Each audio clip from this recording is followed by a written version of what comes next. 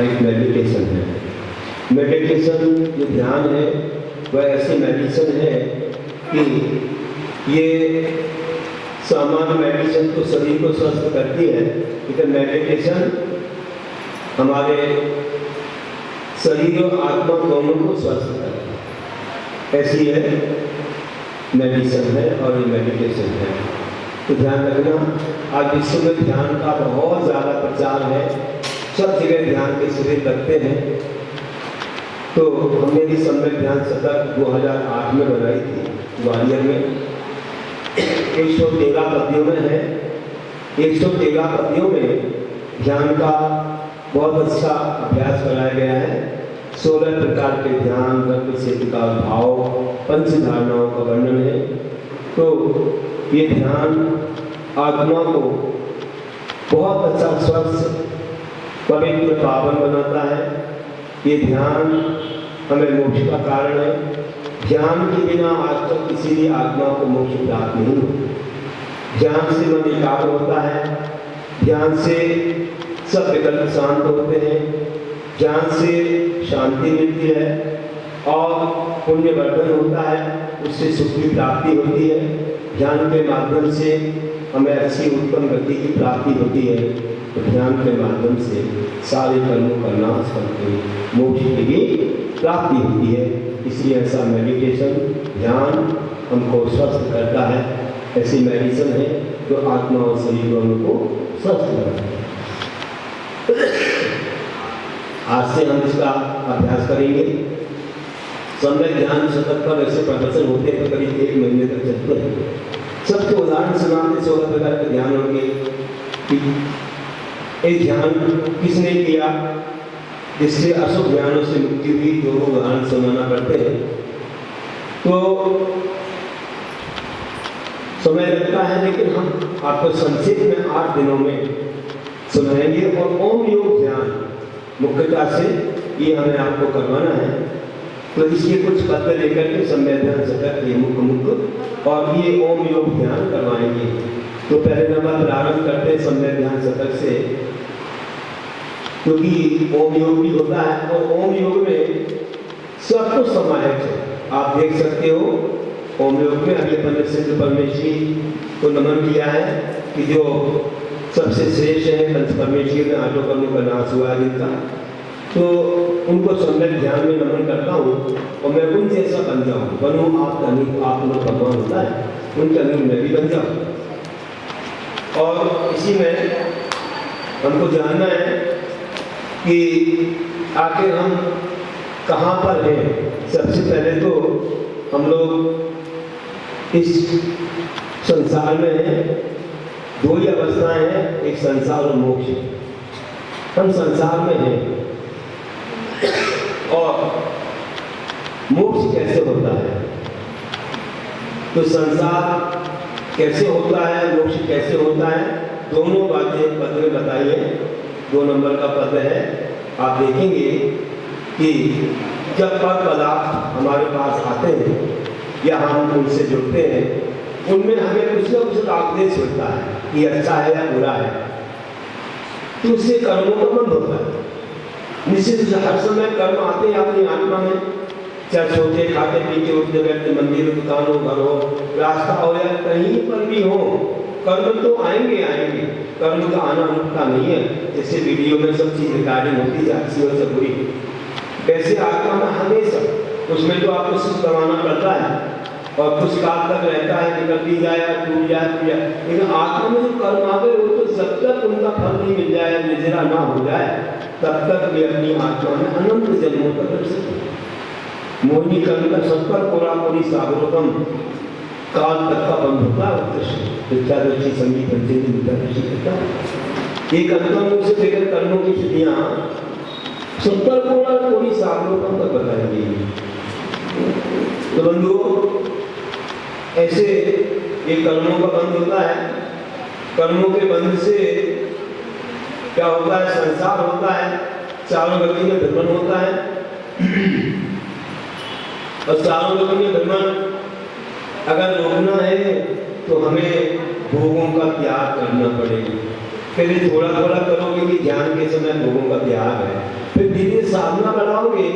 वृत्ति बनोगे, अनुवृत्ति, महावृत्ति, और धीरे धीरे बढ़ते बढ़ते एक दिन भगवान बन जाएंगे। संपूर्ण रूप से भोग हमारे छूट गए, सारी चिंताएं समाप्त हो जाएंगी।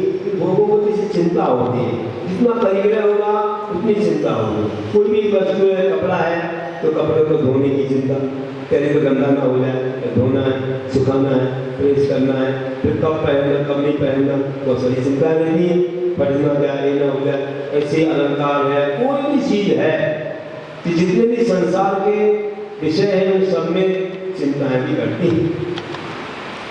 तो भोगों को छोड़ने से चिंता समाप्त हो जाती है और फिर ध्यान भी अच्छा होता है।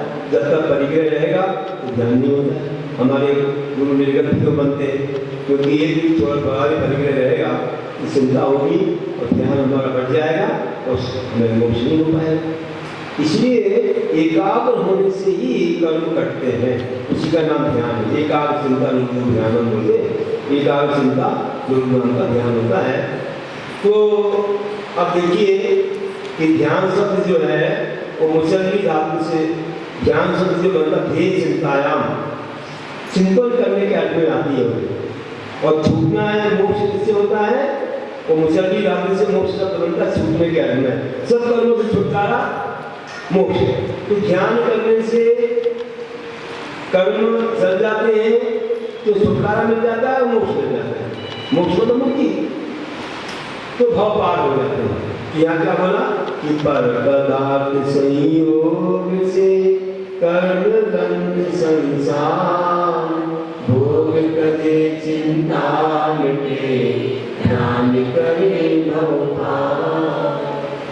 कैसे पर पदार्थ संयोग से कर्मों का बंध होता है और भोगों को अगर छोड़ देंगे तो चिंताएं समाप्त हो जाएंगी और फिर ध्यान भी अच्छा होगा तो भव से पार हो जाएंगे। संसार किसका नाम है? संसार किसको बोलते हैं? संसार की परिभाषा क्या है? आपने जाना कभी? संसार और मोक्ष किसको बोलते हैं? चिंतन कर लो। संसार का अर्थ है, संस्कृत भाषा में परिभाषा है संसरति इति संसार। संसरति मतलब भ्रमण, चारों लोगों में भ्रमण होता है। मनुष्य है, कोई देव बनता है, ज्ञान से बनता है, नरक में जाता है, चारों लोगों में भ्रमण चलता रहता है। ये संसार है। तो इसका क्रम कैसा है आपको मालूम है कि मनुष्य गति से कोई भी जीव चारों गतियों में जा सकता है। मनुष्य भी बन सकता है, देव भी बन सकता है, किरणसी बन सकता है और नारकी भी बन सकता है। आप लोग लिख के जाना, कुछ बातें शाम के प्रश्न मंच में भी पूछ सकते हैं। तो कुछ अच्छी बातें हैं क्योंकि आप जानते हैं चारों गतियों कौन कहाँ जा सकता है, ये चीजें सबको नहीं होती। चलिए, और माँ चारों गति नहीं, मनुष्य गति से पंचम गति नहीं होती है मोक्ष। देखिए चौथे काल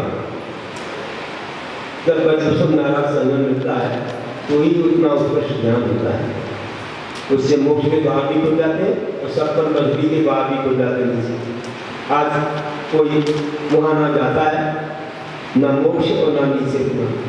तो ध्यान रखना है कि हम लोग ये जान रहे हैं कि ये जनरेशन है मनुष्य। किरण की गति से चार गतियाँ होती हैं। किरण से बन सकते हैं, मनुष्य भी बन सकते हैं, देव भी बन सकते हैं और नारकी भी बन सकते हैं, लेकिन मोक्ष नहीं जा सकते।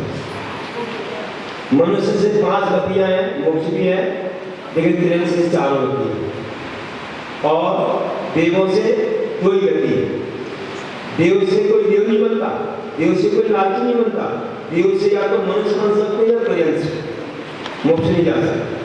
2 ही गतियां होती हैं। और नारकी से भी 2 गतियां होती हैं। नारकी नहीं बन सकते, नारकी देव नहीं बन सकते, नारकी मनुष्य बन सकते हैं और किरण से बन सकते हैं। आप समझ लिया, एक क्रम होता है, ऐसा ही सिस्टम है, ये स्वभाव है ऐसा। तो कहे ऐसा क्यों होता है? तो स्वभाव ऐसा है, दूसरी तरह से ना भाव आएंगे और ना वैसा होगा। चलिए, तो हमने संसार के बारे में थोड़ा सा जानना प्रारंभ किया कि संसार चारों गति में भ्रमण का नाम है और चारों गति में भ्रमण तब तक चलेगा जब तक के कर्म हो। जैसे वृक्ष है तो बीज से, बीज है वृक्ष, कौन पहले है, बीज पहले कि वृक्ष पहले? कौन पहले है? तुम कहोगे वृक्ष, तो वृक्ष कहाँ से आया? बीज कहोगे तो बीज कहाँ से आया? पहले कौन आया? कोई नहीं बता सकता। जैसे कर्म और गति, चारों गति है, कर्म और गति, कर्म और गति चलती है, कौन पहले है? भाई गति कैसे हुई? कर्म से। कर्म कैसे बने? गति में बने। कोई नहीं बता सकता, अनादिकाल से चलता। बस इतना है कि अगर हमें पार होना है संसार से तो क्या करना पड़ेगा। जैसे कि हमें वृक्ष नहीं चाहिए तो क्या करना पड़ेगा? वृक्ष को जला दो तो वृक्ष नहीं होगा। इतना बड़ा क्यों जलाना? एक बीज को जला दो, बीज को जलाओगे तो वृक्ष नहीं बनेगा। वृक्ष क्यों जलाने जा रहे हो? बहुत आराम से आराम होगा। तो वैसे संसार को तुम खत्म करने जाओ तो ठीक नहीं है। अपने कर्म को खत्म कर दो, संसार खत्म हो जाए। कर्म एक बीज है, कर्म को जला देंगे तो संसार समाप्त हो जाएगा। तो यहाँ का है कि कर्म बंद गति आगति इसमें होते चारों गतियों में भ्रमण जिसका हो कि कर्म बंद गति आगति होते जिसमें काम चारों गतियों में